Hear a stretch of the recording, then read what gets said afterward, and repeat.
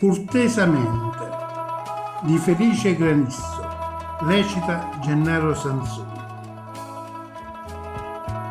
Oggi cuovo la testa un garofano sfrunato e pescagna a gemanata rindo il balcone suo propriamente.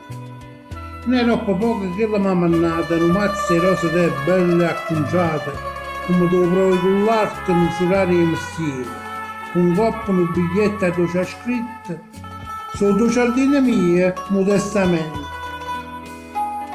Tu dici che vendetto è simpatia e piccerelli a stiende a tengamento. Sallavano gli sa forza innocente come ricambiare, sta lì quasi per dire cortesamente.